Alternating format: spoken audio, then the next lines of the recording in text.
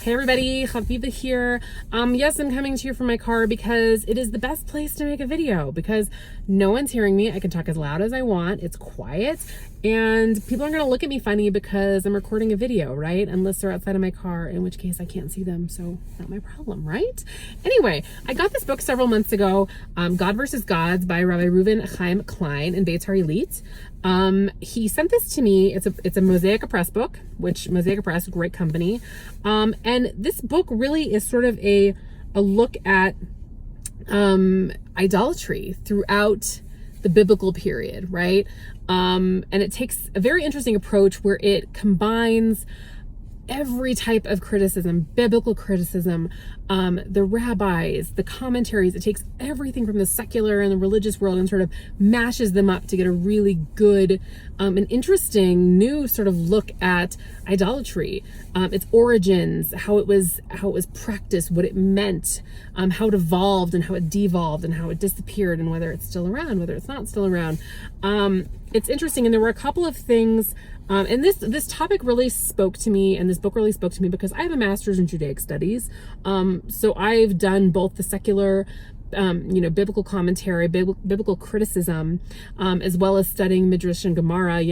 I've been in both places, so I get that, and I really like his approach because I think it doesn't happen very often.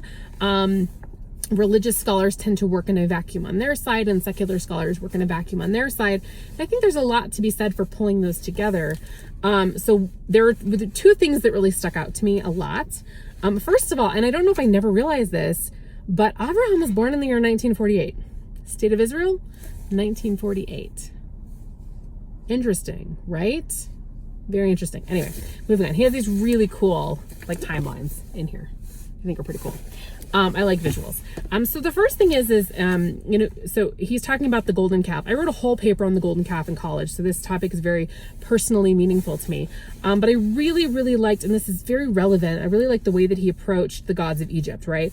So Egyptian idolatry, basically anything that benefited the people became a god, right? So the tree grows fruit, that's a god. The Nile, God. It gives you water. It makes your agriculture flourish, right?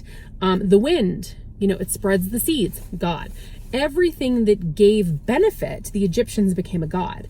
And I was thinking about this sort of in a modern context, right? So he says, as a rule, they worshipped whatever they derived benefit from, even without associating those powers with astral forces or zodiacal constellations or even the creation of the world. So they worshipped whatever they derived benefit from. I think that's fascinating because that's we do that now, right? We worship our money because it helps support us. We don't practice traditional idolatry. Even if we're the fromest Jews on the planet, we're the most religious Jews on the planet, we're still worshiping things that we think we derive benefit from, even though all of those things come from Hashem. Hashem is what we're benefiting from, right? Not our money, not our jobs, not our connections, not the food we eat, not the gym we go to, not the personal trainer we hire, not the health coach we hire. Those aren't things to be worshipped, but we often do put our attention in the wrong place and worship those things, which is a very Egyptian thing to do.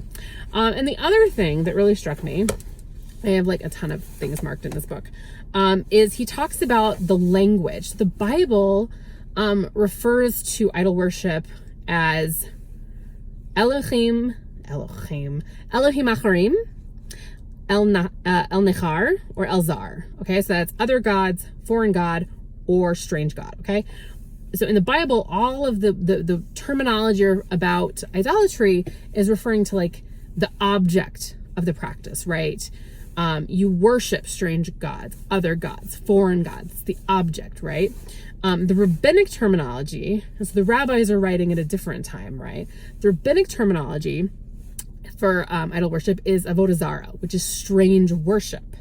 So it's not the object, it's not strange gods, it's strange worship, which means that the person is doing something strange, right? So this linguistic shift is interesting. So what he talks about here, he brings in a couple of different commentaries, different people, different points of view, whatever, very cool combination to talk about how by the time the rabbis are writing, the inclination had been eliminated. So now the idolater's actions are strange because in general, people no longer felt tempted to serve idols. So I think that's a really interesting discussion of the language shift, right? So before it was like, oh, Steve over there is worshiping a strange God, but that's okay because like all of Steve's colleagues and family, they also worship a strange God. Now it's like all of these years later and the rabbi are like, whoa, Steve, that is like, that's weird. What you're doing is weird. It's a strange worship because nobody else is doing that. It's just you. So it's interesting how that language shifted from Torah to our rabbis and how they were saying things. So there are a lot of people who will not love the book because it does combine those two veins of thought. But I think a lot of people will benefit from it. And if anything, I mean, this is like the footnotes themselves are just stunning and robust and crazy. And also there's this really, really cool sort of glossary in the back where he goes through all of the different gods of the Bible and he gives you like an explanation, right, on all of them. It's very, very cool. There's a lot of information here. And even just from like a background perspective, even if you're not like, oh yeah, I totally agree with that. There's so much in here that you can learn from. And it'll give you new perspectives. So I definitely recommend picking up this book. Again, I got this for review. I'm not being paid to do this. I just think it's a really cool book. So go and find it. All right. I'll put a link in the review. All right, guys, enjoy. More book reviews coming soon. Stay tuned. Bye.